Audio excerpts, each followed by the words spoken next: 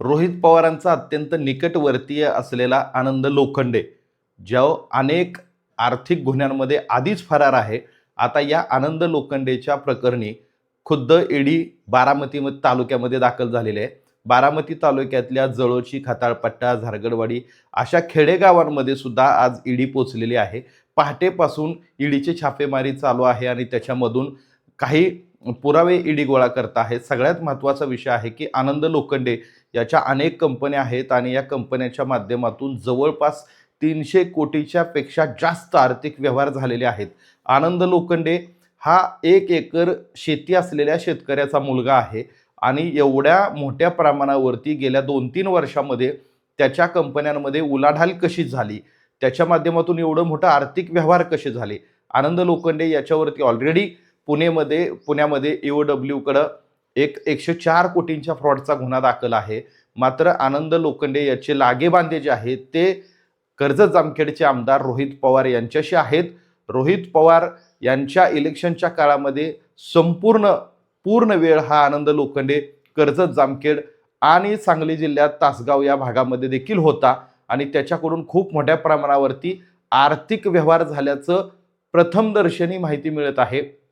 सगळ्यात महत्त्वाचं, आनंद लोखंडे यानं अनेक गोरगरीब शेतकरी जे नातेवाईक आहेत त्यांच्या नातेवाईकांचे सातबारे काढून त्याच्यावरती कोट्यवधी रुपयांचं कर्ज काही पतसंस्थांचं काढलं आणि ते पैसे देखील त्यानं काही राजकीय लोकांसाठी वापरल्याची प्राथमिक माहिती आहे, चर्चा आहे. मात्र सध्या आनंद लोखंडे हा फरार आहे आणि आता आनंद लोखंडेच्याच चौकशीच्या करता खुद्द ईडी जी आहे ती बारामतीतल्या काही ग्रामीण भागातील शेतकऱ्यांच्या घरापर्यंत पोहोचली आहे. त्याच्यामुळं आनंद लोखंडेचं हे प्रकरण सिरियस होणार आहे. महत्त्वाचं मध्ये की ईडी आता याच्या मूळ सूत्रधारांपर्यंत पोहोचणार का, हा मात्र येणाऱ्या काळात आपल्याला हा चौकशीचा भाग असणार आहे.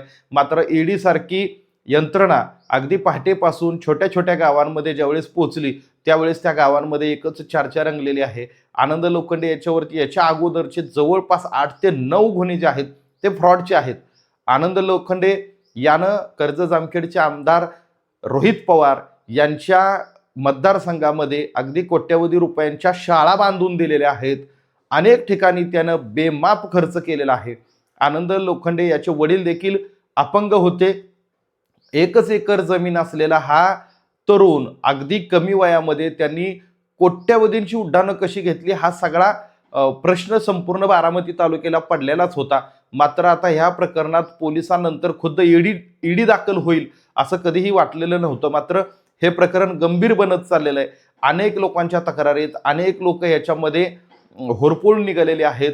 सर्वसामान्य लोकांचे सातबारे घाण ठेवून 3-3, 4-4 कोटी रुपयांचं कर्ज काढण्यात आलेलं आहे आणि सगळ्यात महत्त्वाचं याच्यामध्ये एक पतसंस्था सुद्धा बारामतीची आहे, ती सुद्धा रेकॉर्डवरती येऊ शकते, ईडीच्या रडारवरती येऊ शकते, अशी सगळी प्राथमिक माहिती आहे. त्याच्यामुळं आता ह्या आनंद लोखंडेच्या प्रकरणामध्ये नेमके हे सगळे धागेदोरे कुठपर्यंत पोचतात, मूळ ज्यांनी हा सगळा फ्रॉड आनंद लोखंडेच्या माध्यमातून केलाय असं बोललं जात आहे त्यांच्यापर्यंत पोचलं जातं का, आनंद लोखंडे मग एवढा मोठा फ्रॉड करून त्यानं हा सगळा पैसा घालवला कुठं, याचा शोध आता ईडी घेणार का, हे सगळ्यात महत्त्वाचं आहे. मात्र तुर्तास आत्ताची ही सगळ्यात मोठी आणि महत्त्वाची बातमी ही आहे की आनंद लोखंडे हा जो बारामतीतला सर्वसामान्य कुटुंबातला तरुण होता, यानं जो काही जवळपास 300 कोटीच्या आसपास त्याच्या कंपन्यांवरती वेगवेगळे ट्रान्झॅक्शन आहेत, अनेक लोकांच्या नावाची खाती तो वापरत होता.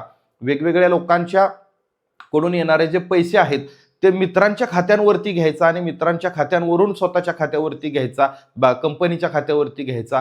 अनेक काही फ्रॉड ट्रेडिंग कंपन्या त्यानं काढलेल्या होत्या, त्याच्यानंतर काही फर्म काढलेल्या होत्या, त्याच्यातून तो पशुखाद्याचा व्यापार करत असल्याचं दाखवत होता, डेअरीचा व्यापार करत असल्याचं दाखवत होता. अखेर हे सगळं आता ईडीच्या रडारवरती आलेलं आहे. त्याच्यामुळं बारामतीमध्ये पुन्हा एकदा ईडीची धाड आजपासून पडलेली आहे आणि आता त्याच्यात ईडीची कारवाई सुरू झालेली आहे.